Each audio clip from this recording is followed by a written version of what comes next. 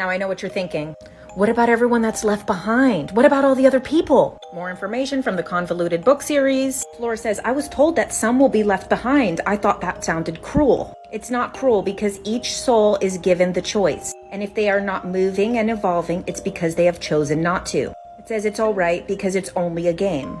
It doesn't matter what happens because it's all a game. It's all a play. And the things that are happening for a reason. And that reason is to test each human being to find out where they are in their own soul's evolution. If we hold peace and light in the body, Dolores says there's so many people that aren't going to understand what's happening. She says she doesn't want to call them ordinary, and it says they are not ordinary. They only seem ordinary. It's a mask that they are wearing, but they are changing. Yes, some will choose to not awaken, and that is their choice, and we have to respect it. They have been given the same choice as every other soul, and that's okay. It will be fine. The more people that awaken will take this journey, and the more there will be in the new earth.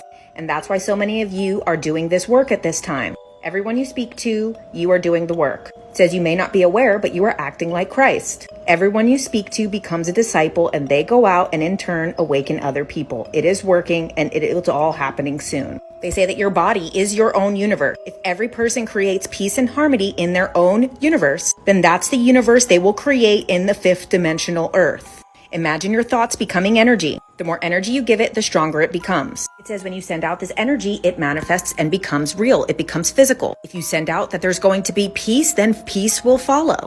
But if you continue to say, oh, but the war is getting worse and those politicians are making a big mistake, because then you are creating that reality. And this is why everything in the world is so negative and divisive right now. Because the true people in power realize that we as humans are creator beings. Our thoughts, our word is what shapes the reality around us. So that's why they continue to show us the negative images. They continue to show us that the world is getting worse and worse. This is why they show all of these movies of the apocalypse being destruction. They don't show the movies that the apocalypse means the unveiling of information, which is what it actually is. They show us all the death and the destruction so that becomes our thoughts. That's what we talk about. And then that's how we create that timeline.